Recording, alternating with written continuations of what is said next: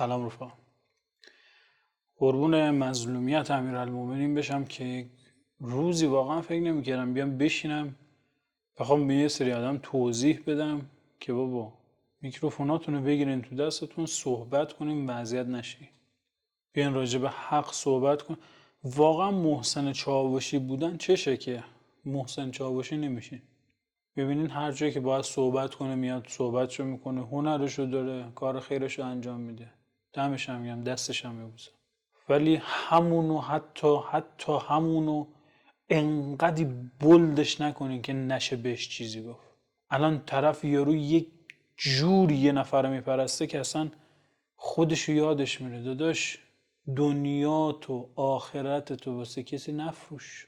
حل داییه باش، توش پولشو گرفته، پولش آنان داره بالا میره، زندگی خودش هم داره میکنه. علی کریمیه باش، توش پولش آنان داره اون اشغال، تو داری چیکار میکنی؟ اون سری دیدم سعید لیلاز داره میگه بعضی هم صحبت میکنن یارو تا اینجا توی سله اشغال، همونو نمیگن 50 میلیون درآمد شد، داشت درآمدش خوبه تو بیا برو این کارو بکن. بدبخت ایران نداریش چرا کس و شعر تفهمیدی تو تلویزیون؟ چرا میرینی تو مملکت 1001 بامبول نمیاری روی رید مالیاتون میخواین سرپوش بذاره؟ چه طرز صحبت کردن اصلا! تو شرمت باید بشه تو مملکت اسلامی همچی اتفاقی بیفته. بیورزگی من و یه سری افرادی که اصلا ساکت مونیم که تو بتونی بیای به رسانه دسترسی پیدا کنی. هر کی آمد نشست دروغ گفت تو مجلسش، توی چه می‌دونم ریاست جمهوریش، تو کابینه‌اش. مسخره کردیم مگه مردمو؟ آدم مرد تو 98، تو 97، تو 88، تو همین ماجرا مهسا امینی. نه به خاطر تصمیم اشتباهی آدمی اتفاقات میفته که احمدی نژاد برای ما بلبل زبون بشه. دم از آزادی بیان میزنی تو مردک. تو دوره تو بعد نامه رئیس جمهور بهرامو گرفتن که تو شما یادتون نمیاد ما اون سال هم موام بلند بود، گشت ارشاد ما رو هم میگرفت، دوستش ما رو تعقیب اومد. آقا مشکل ما موی بردم ماست و تو میخواستی بگی که مثلا اینها رو تو نمیای اجرایی بکنی، یعنی تو این دستگاه اجرا نیستی، اینا رو مجلس به تو تحمیل میکرد. حتما حرفای مسخره سخیف رو نزنین. من یادم نمیره اون روزا رو، چقدر اومدی خس و خاشاک گفتن. خس و خاشاک تو بود که محمد رضا شجریان خونه نشین شد. ای امان از مردم فراموشکار، امان از مردم فراموشکار که یک نفر دروغگوی دیگه همینجوری بیاد بشینه دروغ بگه آقا من کارشناس نیستم، من از کارشناسان، شما 4-5 دوره فقط تو مجلس بودی. میگم کلیپش تو همین چنل هست، مال زمان انتخابات مجلس. همون موقع من راجع آقای پزشکیان صحبت کردم، اصلا میگم اون دوره رئیس جمهور زنده بوده، آقای رئیسی زنده بوده. ببینید من چی گفتم راجبش.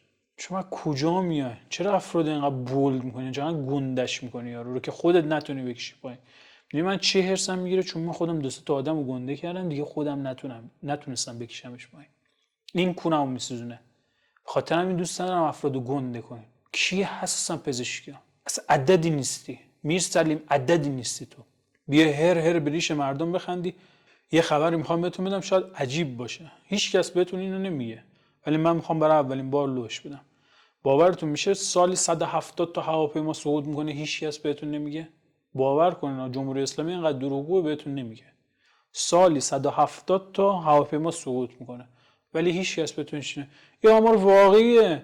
17,000 نفر تو جاده به خاطر این سایپا و ایران خودرو لش و لوش آدم کشته میشن توش، چون هواپیما نیست با مغز بخوره توی جایی شما دلتون نمیسوزه. وگرنه واقعا این افراد دارن توی جاده پرپر میشن با این سیستم کس شری که اینا دارن میسازن میدن دست مردم. بعد من بی غیرتم که میرم این ماشینا رو سوار میشم، من بی غیرتم که میرم میخرم دیگه. و میگم مملکت چرا درست نمیشه؟ چون فشار نمیاری روی چون 4 نفر آدم متمول پولدار مشتی پیدا نمیشن یه کارخونه ماشین سازی بزنن، سفت و سخت بیفتن دنبال مجوزاش، سهام درست کنن، سهامشو به مردم بفروشن، مردم پولدار کنن. چون این کارا رو نمیکنی. به خاطر این بدبختیم که میرسلیم بیاد بشینه هر بریش شما بخنده.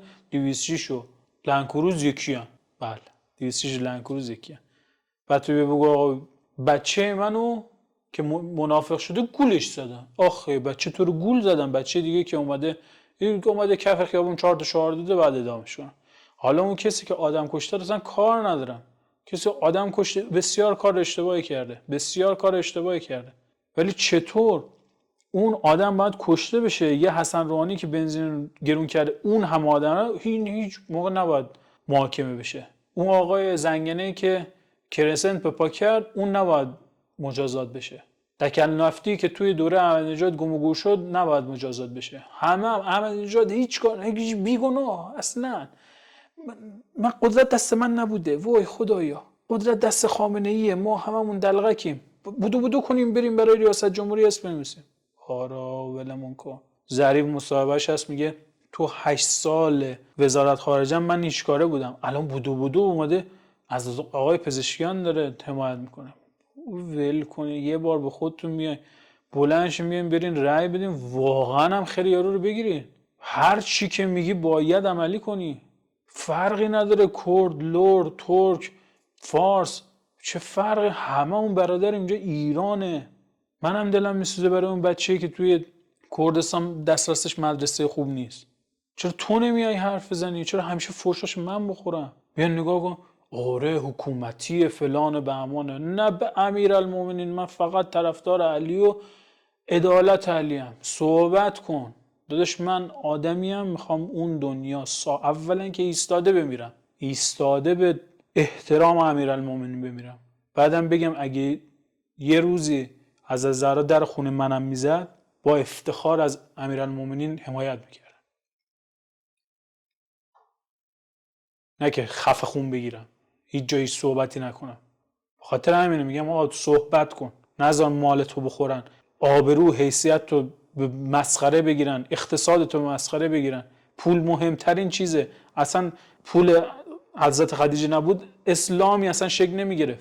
پول مهمترین چیزه. به خاطر همینه که امثال آقایون دوست دارن تو رو فقیر کنن که تو قهر کنی، همش تو قدرت بمونن.